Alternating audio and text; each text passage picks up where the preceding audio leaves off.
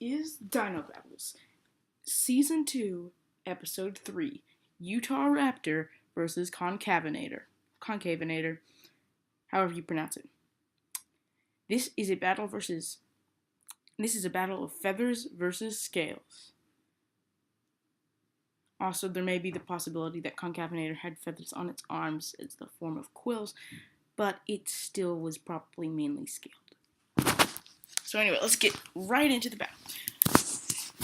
Our first combatant is the Utahraptor. The Utahraptor was a 20-foot long, fully feathered Cretaceous groundhog, living about 120 million years ago. It was the largest raptor. And as we might have said in the previous Dino Battle, Megaraptor was discovered as to have not been a species of dromaeosaurid. Actually, it was a species of Megaraptorid, closely related to Tyrannosaurids,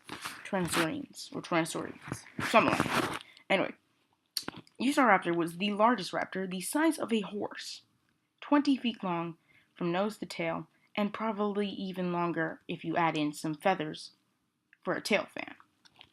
It was actually lightly built, wouldn't have weighed too much. It probably would have weighed in the range of about 500 kilograms, 1,100 pounds. And now a horse, which is pretty big, a horse weighs 2,200 pounds. That's twice as much as Utahraptor. However, Utahraptor is the same size. How can this be? Well, it's because of its close ancestry with birds. Birds have hollow bones, and dinosaurs, carnivores specifically, had hollow bones. And in fact, the structure of the skeleton of Utahraptor would have been, yes, you guessed it, hollow bones. It even looks like a bird. This is the arm shape of a bird. And it would have been smart. Not as smart as the Jurassic Park velociraptors. And also, there is an ongoing debate about whether Velociraptor from Jurassic Park is Utahraptor. Can clear that up right here. It is not. It's Utahraptor, Achloraptor, Achillibator, or whatever you call that one, and Dakotaraptor were all found after Jurassic Park. However, Deinonychus was found before Jurassic Park, and that would be what it was based off of. Anyway, back to the Dino Battle. It weighed half as much as an animal the same size because of its hollow bones. It would have been able to run faster, and it might have been able to even surpass speeds we used to think it could have met. Why? Because of something called wing-assisted running, where it can actually, when it's in an incline, going up like that, it can actually use the wing arms, the half wings, and flap its arms, not like a bird though, but still flap them good enough that it could actually increase the speed so that it could run up not near vertical, but like semi-vertical cliffs. And this, in principle, could actually make it run faster if it did that. So, I don't know, a Utahraptor might be able to clock in at 30 would be a good estimate. You could probably increase 30 to basically 35 with the wings. So it was a very fast animal, and although dinosaurs, the smartest of which, okay, we're not going to say that because the smartest dinosaurs would have been on par with apes, because crows, corvids, those are really smart. They can use tools to dig and stuff, basically do anything that primates can do. That's how smart they are. But anyway, of non-avian dinosaurs, they weren't smart. The smartest non-avian dinosaur, Troodon, would have been dumber than a chicken. However, relatively, for its size and for its time, it would have been one of the smartest dinosaurs. In fact, it had a much larger brain relative to body size than any dinosaur at the time. I don't know. Any dinosaur that size at the time, it would have been the smartest. Because, Troodon, Troodon would have to have existed in the Jurassic. No, Troodon didn't exist in the Jurassic, but Archaeopteryx, Troodontids are the ancestors to birds. Hence Archaeopteryx, and birds evolved in the Jurassic, so it's complicated. But anyway, for its time and the size, it was one of the smartest dinosaurs. That's not saying much, because, I mean, it's still... a chicken could outsmart this raptor. But for its size, it is pretty smart. And basically, face it, if there's a giant 20-foot horse-sized groundhog that can run up to 35 miles an hour running at you, are you going to care how smart it is? No, you're not. You're going to run away as fast as you possibly can, but it would still kill you and eat you. And by kill you, I mean rip you open with its giant sickle claws. Because you see, what is smarts and what is size without weapons to go along with it? As I think I mentioned in the last video, if your claws are bigger, you use your teeth to eat rather than kill things. If your teeth are bigger, you probably have small arms and you don't use your arms or legs to kill things. What I'm saying here is that its teeth wouldn't have been used primarily to kill things. Been to eat and maybe hold on. What it would really use is its claws to gut its victims and kill them and then eat them. So it had, and in fact, scientists think that the way a raptor caught its food would have led to bird flight. It brings its arms back, extends them out, reaches and grabs, because remember, dinosaurs can't pronate their hands, so they'd be in a constant clapping position. So it has its hands like that, brings them back, holds them out, goes in and grabs, and then pulls it close to it again. Which, if you do that over and over again in fast motion, kind of looks like you're flapping. I'll put a video of that up, probably, if I can make it. If I can make it work. Okay, so we got an animal that can run fast, it's pretty smart, relatively, and it is the size of a horse, yet half the weight. And also, did we mention, it has huge sickle claws on its toes? Did we mention that? Those claws are, like, huge. I mean, they're huge. They're the size of, like, a foot across. A whole, like, a foot long. That's how long these claws are. It was basically an all-around deadly animal. And what makes it even better is that it was aerodynamic. Now, it had feathers that, however, they weren't completely evolved. They weren't evolved for flight. They were more evolved for show and for display and stuff like that. However, some of the feathers may have been evolved just so, not for flight, but they would have been aerodynamic like the ones we see in flight. However, they weren't for flight, if you get what I mean. Okay, now that we've analyzed Utahraptor, the thief of Utah, let's go on to Concavenator. Concavenator was a dinosaur about 20 feet long.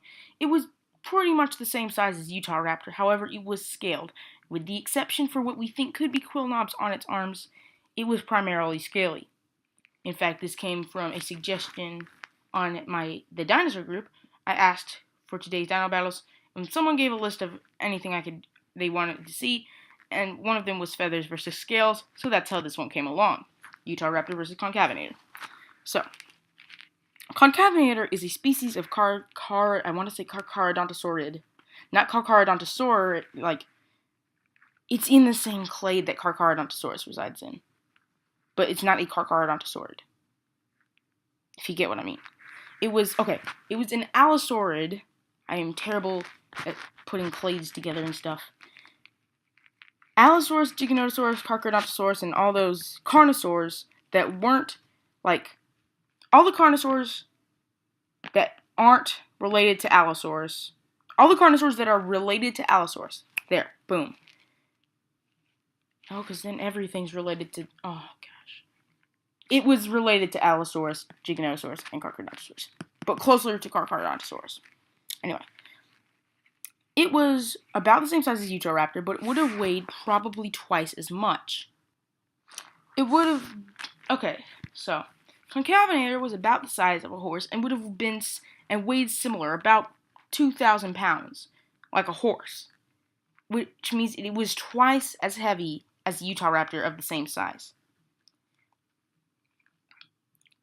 It had very small arms relative to body size, much smaller than that of Utahraptor, so its arms wouldn't have been any use. However, it wasn't fast either. It was basically just big. Now, it wasn't fast, it wasn't smart, and it used primarily its face to kill things. So its arms aren't going to be used to kill things. Its legs are going to be used to run away from this thing, or run toward it, so it can only use its face. There's the problem, though. How do you kill something that is better at you in every single way? Here's the thing. This is a one-on-one fight.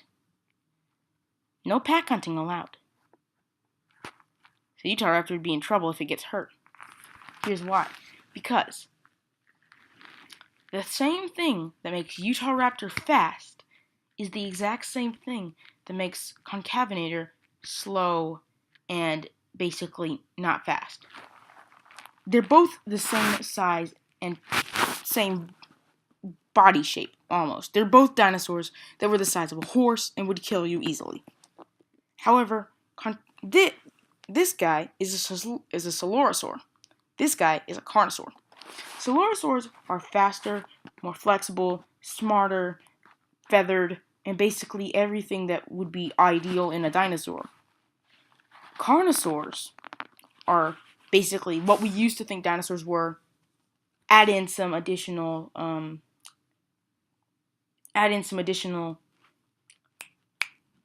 modernization. They primarily were scaly, with some feathers, maybe some feathers. They were like regular Archosaurian smarts. They weren't abnormally smart. They weren't abnormally fast. Some of them could reach huge sizes, and by huge sizes I mean Maposaurus, Giganotosaurus, Acrocanthosaurus, and Giganotosaurus, which were all as big or bigger than T-Rex. Giganotosaurus and Carcharodontosaurus were bigger. Acro and Mapo were smaller. Concavonator is one of those that's really small, really cumbersome and heavy, and doesn't have very many advantages over a dinosaur like this. Except for, and in fact, even its bite wouldn't be doing that much. Because allosaurids don't have very weak jaw muscles. Not very good for killing things. They use their jaws like an axe. They bite onto it, and then using their lower jaw to hold the victim in place, they would slap down with their top jaw and basically use their top jaw as an axe to kill things. So basically, they didn't have a good bite either. However, there is one thing that Concavenator could use to its advantage. Its biggest weakness could also become its biggest asset, because it weighed 2,000 pounds. Now, one thing you should know about basically every raptor in the world, because technically all birds, because they are descended from troodontids in the Jurassic, and troodons are in the Deinonychosaurid, and Deinonychosaurid is Dromaeosaurid, which is Coelurosaurid, and the Dromaeosaurids or Deinonychosauruses, I can't remember which goes first, they're raptors. So that technically means birds, living birds today, are a species of raptor. Now, take a baseball bat, go find a bird, hit the bird with the baseball bat. What happens to the bird? It dies. So what? That bird is small. It's like tiny. I could kill that with my fist. Okay, go find an emu. Hit it with a baseball bat. It's dead. Okay, go find an ostrich. Hit it with a baseball bat. It's dead. Go find a cassowary. Try to hit it with a baseball bat. You are dead. Because, cassowaries if you look it up on the internet, they are the most dangerous bird of all time. But if you could hit the cassowary with the baseball bat, it would die. Why? Because their bones are hollow. They don't weigh very much. And Utahraptor was the biggest of these animals. It was huge. It was the size of a horse. However, it only weighed 1,100 pounds. Concavonator weighed 2,200, 2,000 pounds. 2,000 pounds. If you hit a horse with a baseball bat, what is going to happen? The horse is going to get mad at you and kick you in the face. And then you will die.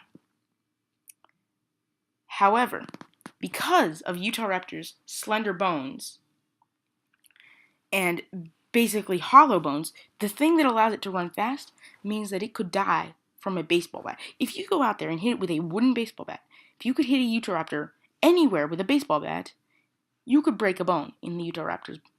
You could kill a Utahraptor with a baseball bat because of its hollow bones. If you got a hit on the skull, you could crack the skull, and if you didn't even hit the brain, if you just hit like the face, it would be unable to feed and eventually die. Hit it in the neck, boom, it snaps its neck and dies. Hit it in the side, it's going to snap its arms, or if you hit the arms, and then it can't use that arm, or hit it in the side, it's going to smush its ribs and impale its internal organs. Probably the strongest bone in its body would have been the femurs, because they're thicker, and the pelvis, which is very thick. And if you hit the tail, you're going to snap that, and then it's going to lose balance. The biggest weakness a Utahraptor has is the fact that it is so lightweight and so fragile. So basically, you have this perfect animal. It can kill you in 5 seconds, it can rip you apart, eat you, and then go and kill your friend while they're trying to run away. Concavonator, although big, lousy, and clumsy and stuff like that, it wouldn't have done that so easily because it weighed twice as much as Utahraptor, although it was the same size. You might be able to break a bone by hitting it with a baseball bat. I mean, if you hit a human with a baseball bat, you'd probably break their bones. However, Concavonator wasn't the same type of dinosaur. It was a carnivore. It weighed more, and its bones were thicker, although still hollow because they are related to birds. They were still thicker and could withstand much more trauma than a Utahraptor, because Utahraptor's bones are like bird bones. This is what allows it to jump up so high. This is what allows it to run fast, and this is basically what allows it to be a Utahraptor and kill things. However, because it is so lightweight and so fragile, if it got hit by something, it would die. So although Concavonator didn't have a good bite force, it wasn't very fast, it wasn't very smart, and it couldn't use its hands, and would basically constantly try to kill the thing, Utahraptor could dodge out of the way, but in the end, if Concavonator hit it, it would die. So Utahraptor would have to come around and figure out how to avoid getting hit by the Concavonator, because the Concavonator could just get up next to it and slap it with its head, and boom, it's dead. Utahraptor, that's where the smarts come in. Utahraptor has to be smart. And also, yes, Concavonator had a fin on the back. No one cares in this dino battle. It has nothing to do with it. You could chop off that sail and it would be perfectly fine, except for the fact that in real life it wouldn't be fine. But without the sail, it would be fine. Okay, let's get into the dino battle. Where are we going to go today? A desert. Okie dokie. No, that wouldn't be good. Actually, it'd be great. Okay, picture yourself in a desert. You're an observer in a truck or something. You're looking out the window. You see a huge ground, it looks like a bird, a huge bird, walking around, sniffing the air. It's huge. It's like the size of a horse. It makes a weird hiss. Oh yeah, there's one thing I need to explain. Hissing, not roaring, would have been the primary vocalization of dinosaurs because they're archosaurs and birds are the only dinosaurs that have complex. It was what was it? It was called a spharynx or something. Not a larynx. A larynx. It was something right there in the neck was where they evolved that to make their complex chirps. Until that was evolved, dinosaurs would hiss like a crocodile. Like that. Okay, so it makes these hisses and sound that you wouldn't expect come from a bird. Then you hear stomping, and then you hear a louder hiss. You look off to the other direction, and there's a Concavenator. It's scaly. You've got a scaly, two-legged monster versus a giant groundhog. Let the fight begin. The Utahraptor, with its smarts, stares at the opponent, waiting for it to make the first move so it can analyze and determine what to do next. Concavonator, without the smarts, actually does go first and runs head-on into the Utahraptor. Utahraptor jumps out of the way, leaving Concavonator confused and looking around to see where the next attack is coming. The Utahraptor then runs around and jumps onto the side of Concavonator and topples over the giant dinosaur. It now has it right where it needs it, on the ground, immobilized. However, that would be too easy. And it is too easy. It's not just going to end like that. Concavonator! Oh, Concavonator doesn't just sit there and wait for himself to die. He's going to fight. He starts thrashing all over the place, and in fact, this actually does work. Why? Because the thrashing would mean that if the Utahraptor tries to kill it, it might break a bone and become immobilized. So the Utahraptor, this thing is thrashing all over the place. The Utahraptor jumps off, and the Concavonator gets up and roars, or hisses at it, and then runs straight at it again. The Utahraptor sidesteps out of the way and bites Concavonator on the neck. Concavonator now flexes its neck as much as it can, because Utahraptor, although it was smart, it didn't have that good of a bite. Still could crush a bone, but only like thin bone. Couldn't do anything that T-Rex or an Allosaurus could do. The Concavonator twists its neck, and in fact, it didn't have a strong bite force, but its neck muscles were awesome. They were like terrifyingly awesome. And it flexed its neck out of the way, and then boom, slaps its head against the side of the Utahraptor. The Utahraptor, trying to get out of the way, does sort of get out of the way, but the Concavonator still hit it. Bruised, but not broken. The Utahraptor shakes it off and hisses back at the Concavonator, and then, in another attempt, jumps onto the Concavonator. Concavonator tries to shake off this giant opponent, which weighs basically half its body. It's basically having half of it on top of it. It tries to shake it off, but the Utahraptor's already got its arms around it.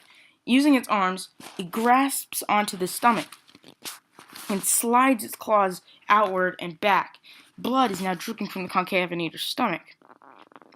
However, it's not over yet. The Concavonator then, enraged, swings itself around, and the Utahraptor goes flying. However, due to its extreme agility, lands on its feet because of how agile they are. Remember, these things are related to birds, and Concavonator is related to not birds. Concavonator shakes it off again. Although weak and blood dripping, is still in this. Still got just as much life. Then it runs again at the Utahraptor because it's basically like a crocodile with smarts and intelligence. It isn't that smart, and runs back into the Utahraptor again, trying to kill it. The Utahraptor does the exact same thing it did the first two times, and sidesteps out of the way, runs around, jumps on Concavonator, and Concavonator once again gets injured. However, this time, Concavonator is still trying to shake the thing off, but the Utahraptor gets cocky. It literally tries to... So it's on the side, right? It tries to push Concavonator over, but all it does is open up a spot for Concavonator to bite in. It's on its side, pushing the thing over, trying to tip it over to kill it. It then brings up its foot and starts slashing at the belly of the Concavonator. Concavonator then, enraged, slings its body, not the way Utahraptor wants it to go. Oh no. He slings his body forward. What was this attempt to do? It breaks the Utahraptor from it. So now, the Concavonator, if you can imagine, it's just gone. It basically breaks forward, and the Utahraptor falls flat on its face. Basically, the Concavonator turns around and rushes in and bites the Utahraptor on the neck. Now, this would have normally been bad if it was facing another Concavonator, because remember, Concavonator doesn't have that good of a bite force. But since it's against a raptor, this bite still does effect. It bites onto the neck of the Utahraptor. The Utahraptor, still struggling, tries to slash at it. It slashes basically the whole face, blinding it from one side, which, as we know, in allosaurids is a bad thing. Why? Because their binocular vision wasn't the best. Now, Utahraptor didn't have like T-Rex or human binocular vision, but it was still binocular. The Concavonator can now not see the Utahraptor. All it can see is the side where its head is. So it can see the Utahraptor's head, but it can't see the body because its eyes have been slashed out on that side. Then Utahraptor sticks its leg up and stabs the claw directly into the side of Concavonator. Slicing through it, it then guts the victim. The intestines are spilling out as the dinosaur is alive. The Concavonator basically is dead. It's still alive and still trying to kill this Utahraptor, but it is dead. However, in an attempt to kill the Utahraptor, remember, the Concavonator still has its mouth around the neck of the Utahraptor. However, it brings its head up and snaps down on the neck of the Utahraptor, killing the Utahraptor. After the Utahraptor is already dead in its mouth, the Concavonator falls on the ground and dies. So there you go. That was the Dino Battle. That was a very different Dino Battle. Both the combatants died. However, Concavonator technically did win because it died last. Now, you may say, hey, that's not fair. They both died. Do a redo. Well, it's like 8 minutes till I have to upload this thing, so no, I'm not going to do a redo. But what I do say is that the reason that Concavonator died and Utahraptor died and still Concavonator won is because all these dinosaurs die eventually. I mean, in real life, take G-Rex versus T-Rex. T-Rex won that battle and killed Giganotosaurus, but how old was the T-Rex? Was it 20? Was it 40? Well, if it was 40, it would be dead. Let's say the T-Rex was 29. In like about a few months, it would die. And if the Dino Battle had gone on for that whole series of months, the T-Rex and the Giganotosaurus would have died, would have both been dead. So if you extend the time, every dinosaur dies. No one wins if you do by that. It matters who dies first in Dino Battles. And in this case, Utahraptor died first. Even though Concavonator died and was basically dead, it killed Utahraptor and won the battle, only to be killed by Utahraptor. It was very weird how this battle went down. I mean, you got a dinosaur that's basically the pinnacle of smart animals with teeth. It comes in and basically has every single advantage it could possibly need against this thing. Except for the fact that it got cocky and tried to push the thing over. If it had pushed the thing over, it could have easily killed it. However, Concavonator, using basically basic animal instincts, just runs forward. And then the Utahraptor falls flat on its face, while the Concavenator circles around, picks it up by the neck, bites it, but then the Utahraptor comes in and basically slashes the thing. Who won? The Concavenator, because the Concavenator died last. They're both dead. One of them has a snapped neck, the other has its intestines halfway across the ground. But Concavenator was still alive. It was still alive when the Utahraptor died, and that is what it was important. If the Utahraptor had killed it and just held on for that few seconds until Concavenator died, Utahraptor would have won. But because Concavenator had that last bit of strength to crush the Utahraptor's neck, Concavenator won the battle. It probably could have gone multiple different ways. In fact, Utahraptor in a real-life scenario probably would win 9 out of 10 times. However, this could have been the 10th time where it would have lost. Because you see, although you're smart and stuff, humans are I would say, we're the smartest animals on the planet. I mean, look. Do you see a crow on a MacBook, on a tablet, on a computer, on a phone? No, you do. Well, I mean, internet memes, of course. But you don't see that. You don't. But just because we're smart, we were the smartest animals when we first came around. However, we were prey. Just because you're smart doesn't mean you're going to always win. If you don't have the means of winning, you can't win. Utahraptor had the means of winning, however, it didn't use them properly.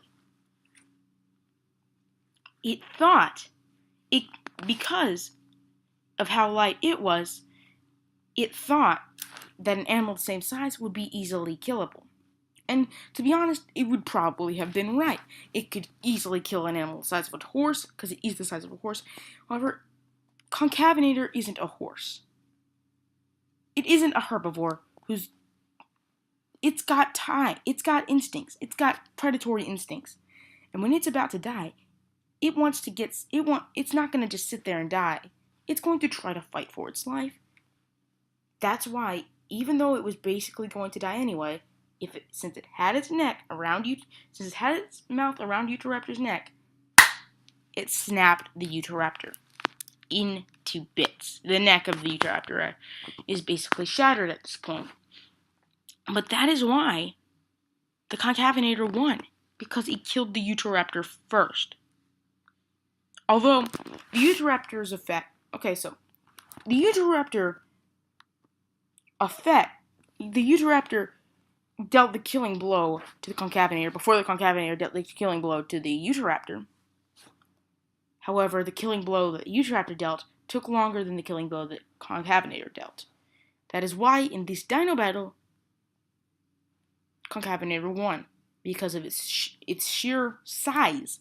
How much it weighed and how much strength it had was many, many times more of an asset in this battle than any amount of intelligence or speed. And that's why Concavonator won. So thank you guys for watching. Make sure to leave a like, forget to leave a dislike, and have a fan-flippin-tastic day. This has been the Primal Earth with today's Dino Battle. It's probably going to come out late because 3 minutes till I should have uploaded this. It happened that I didn't charge the computer last night, so I was looking for the charger the whole time. And then I found it recently. So anyway, thank you for watching. Make sure to leave a like, forget to leave a dislike, and have a fan-flippin-tastic day. And let me remind you, if I haven't reminded you already, we are one subscriber away from doing the 50 subscriber video. And the 50 subscriber video, let me tell you, is a video that has been very long awaited. It's been waited for since, Christmas. That's how long it was since I announced it was. So anyway, we are out. Hopefully I'll see you tomorrow. Maybe with a little surprise.